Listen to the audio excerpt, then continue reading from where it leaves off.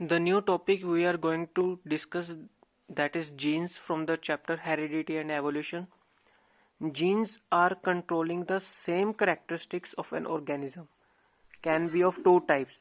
जैसे कि हम पहले भी डिस्कस कर चुके हैं कि जीन्स जो होते हैं वो पेयर्स में वर्क करते हैं और ये कंट्रोल करते हैं सेम फीचर्स को अलग अलग टाइप में, जैसे कि एक डोमिनेंट हो गया और रिसेसिव हो गया.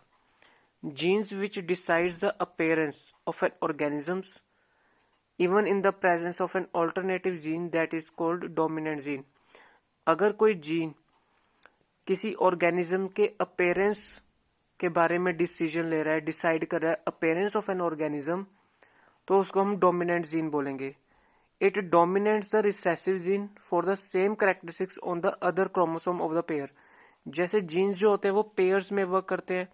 अगर ये डोमिनेंट है तो दूसरा रिसेसिव हो सकता है.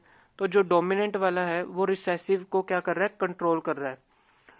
और जो जीन डिसाइड करता है appearance of an organism only in the presence of identical gene, that is recessive gene.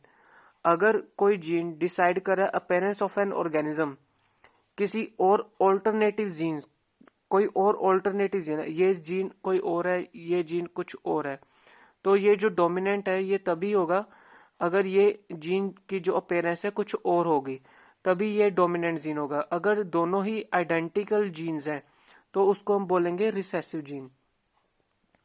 Dominant gene को हम रिप्रेजेंट करते हैं कैपिटल लेटर में और जो रिसेसिव जीन है उसको रिप्रेजेंट करते हैं स्मॉल लेटर में.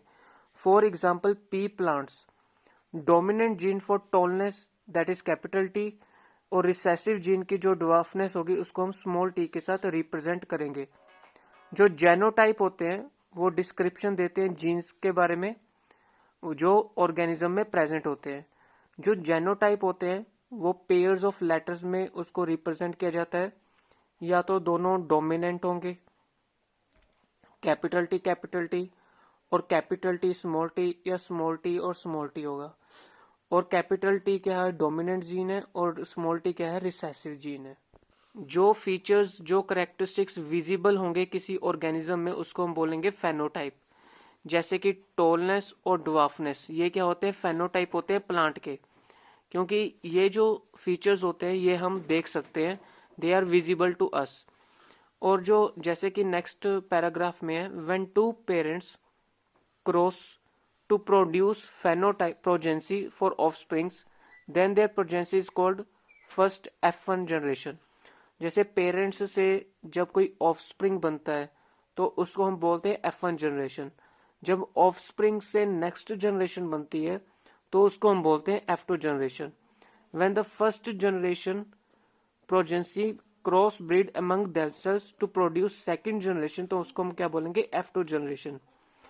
जो जनरेशन प्रोड्यूस हो रही है by crossing two F1 progeny, that is called F2 generation. जैसे पेरेंट्स से ऑफस्प्रिंग बनेगा तो F1 जनरेशन है, तो F1 जनरेशन से जब F2 जनरेशन बनेगा, जब ऑफस्प्रिंग से नेक्स्ट जनरेशन बनेगी तो उसको हम बोलेंगे F2 generation. Mother and father जो है वो पेरेंटल जनरेशन है, उसको हम F1 जनरेशन बोलेंगे. उनके जो ऑफस्प्रिंग होंगे, उनके जो ग्रैंड चिल्ड्रन होंगे, that is F2 generation. Mendel was the first scientist to make a systematic study of patterns of inheritance which involve the transfer of characteristics from parents to progeny. Mendel ने ही ये जो first scientist था उसने ये discover किया था कैसे जो है करेक्टरिस्टिक्स, जो फीचर्स हैं वो पेरेंट्स से ऑफस्प्रिंग में ट्रांसफर होते हैं. उसने क्या किया था कि उसने दो डिफरेंट वैरायटीज के पी प्लांट्स लिए थे और उसको गार्डन में ग्रो किया. Some of the features of pea plants जो हैं वो ट्रांसफर हो गए थे progeny, which transmission to progeny was investigated by Mendel. The height of a pea plant और length of the stem of the pea plant. तो उसने एक तो हाइट ऑफ पी प्लांट के बारे में स्टडी किया था, फिर उसने स्टडी किया कि शेप क्या हो सकती है सीड्स की, राउंड या रिंकल्ड हो सकती है.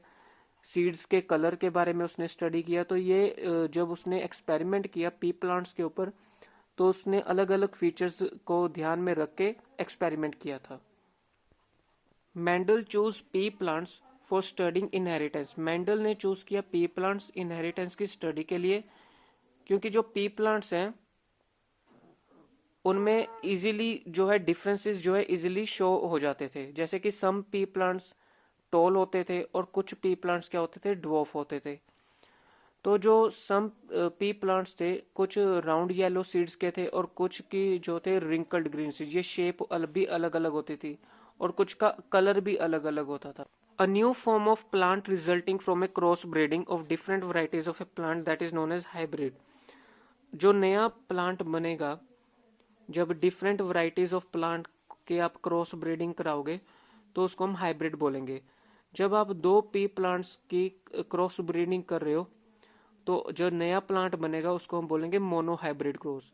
और mono hybrid cross we will study the inheritance of one pair of contrasting characteristics, tallness और dwarfness।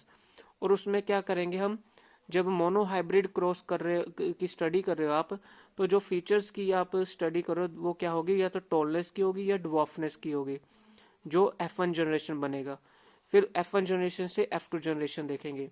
उसी तरह से आप उसके शेप ऑफ द सीड्स की आप स्टडी कर सकते हो, फिर कलर की आप स्टडी कर सकते हो। इस तरह से अलग अलग आप स्टडी जो है करके, इसको हम मेंडल स्टडी बोलते हैं। मेंडल जिसने एक्सपेरिमेंट किया था different varieties of pea plants पे, उनकी टॉलनेस को लेके, शेप को लेके, कलर को लेके, तो उससे उसने स्टडी किया कि मोनो हाइब्रिड और डाई